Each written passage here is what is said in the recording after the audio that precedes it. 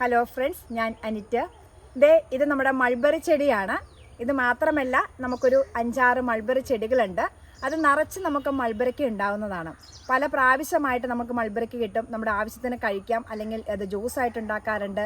അതുപോലെ തന്നെ മൾബറിയുടെ ഇത് ഉപയോഗിച്ച് ജാം ഉണ്ടാക്കാറുണ്ട്. നമ്മളത് സിറപ്പായിട്ട് സൂക്ഷിച്ചു വെച്ചിട്ട് പിന്നീട് നമ്മളത് ഉപയോഗിക്കാറുണ്ട്, ജ്യൂസിനൊക്കെ വേണ്ടി ഉപയോഗിക്കാറുണ്ട്. നമ്മുടെ എല്ലാവരുടെയും വീട്ടിൽ വേണ്ട ഒന്ന് തന്നെയാണ് മൾബറി. നമുക്ക് വളരെ എളുപ്പത്തിൽ പ്രൊപ്പഗേറ്റ് ചെയ്യാൻ പറ്റുന്ന ഒന്നാണ് മൾബറി. മൾബറിയുടെ കമ്പുകൾ വെട്ടി നമ്മൾ നട്ടുപിടിപ്പിക്കുകയാണ് ചെയ്യുന്നത്. ഇതുപോലുള്ള ചെറിയ കമ്പുകൾ വെട്ടും.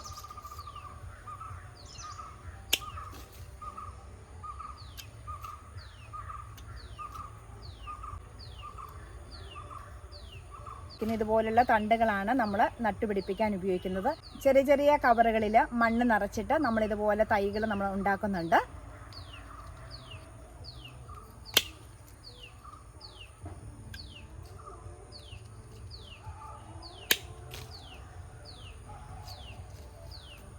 ഇത്രയും വലിപ്പം മതി, ഒത്തിരി നീളമൊന്നും വേണ്ട.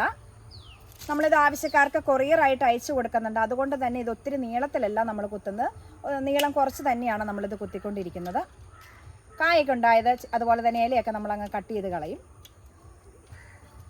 ഇതൊരു നാടൻ മൾബറിയാണ്. പക്ഷെ നാടൻ മൾബറി എന്ന് പറഞ്ഞാലും വലിപ്പമുള്ള കായകളാണ് നമുക്ക് ഇതിനകത്ത് ഉണ്ടായിക്കൊണ്ടിരിക്കുന്നത്.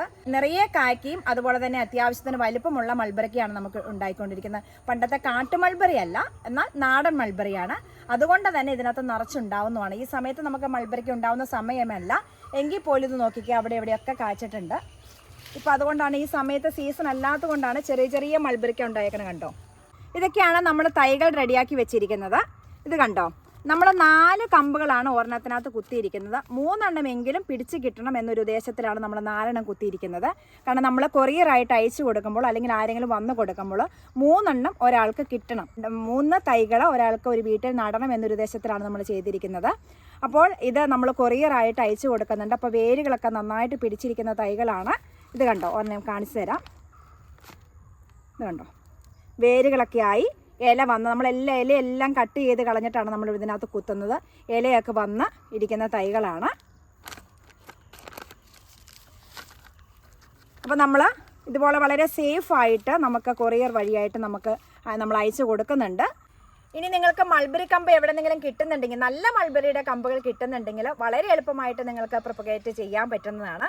ഒരു കവർ എടുക്കുക, കവറിനകത്ത് വെറുതെ മണ്ണ് നിറയ്ക്കുക. ഈ കമ്പുകൾ ഇതിനകത്തേക്ക് കുത്തിപ്പിടിപ്പിച്ചാൽ മാത്രം മതി. ഇളകിയ മണ്ണാണ്.